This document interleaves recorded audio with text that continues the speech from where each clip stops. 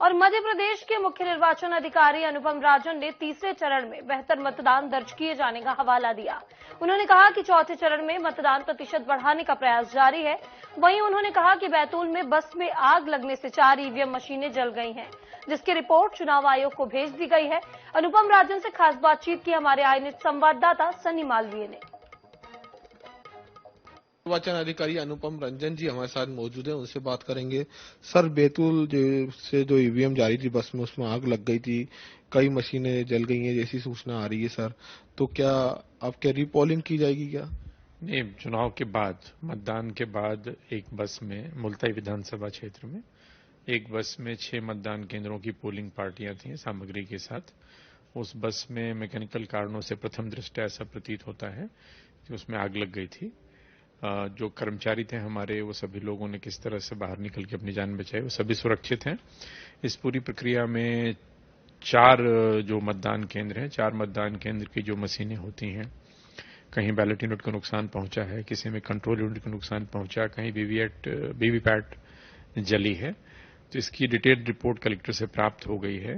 बाकी 6 में से 2 तो सुरक्षित हैं, बिल्कुल सारी मशीनें ठीक हैं, 4 में दिक्कत है।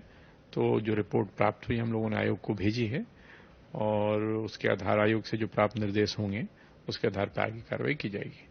दूसरा यह है कि सर, जो स्ट्रांग रूम में जो तीसरे चरण की जो ईवीएम मशीन है वो रख दी गई है, अब क्या कुछ सुरक्षा रहने वाली सर?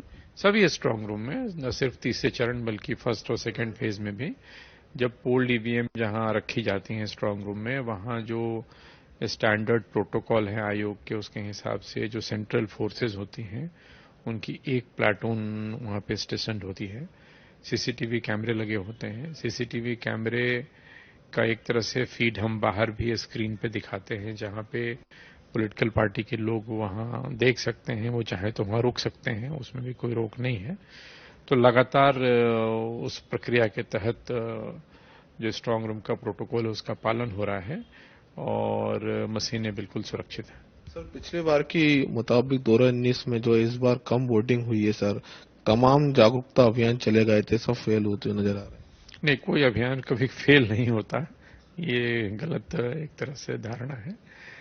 पहले 2 चरणों में 2019 की तुलना में मतदान कम हुआ है। कल जो मतदान हुआ वो लगभग उतना ही है। फाइनल फिगर अभी आ जाएंगे आज दोपहर तक, लेकिन कल शाम तक की फिगर थी, लगभग मतदान उतना ही हुआ है जितना पिछली बार हुआ था, तो उससे कम नहीं हुआ है, अच्छी बात है। बाकी प्रयास हम लोग लगातार करते रहते हैं, बिना इस बात से विचलित हुए कि परिणाम क्या आ रहे हैं। चौथे चरण के लिए भी प्रयास जारी है। उम्मीद है कि चौथे चरण में भी अच्छे परिणाम प्राप्त होंगे। बहुत बहुत धन्यवाद सर।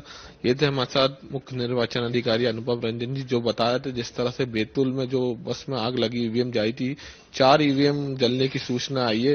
रिटर्निंग ऑफिसर को जो है नोटिफिकेशन जारी कर दिए, इसके आधार जो है चुनाव आयोग निर्णय लेगा। कैमरामैन हरि के साथ सनी मालविया, आईएनएच न्यूज भोपाल।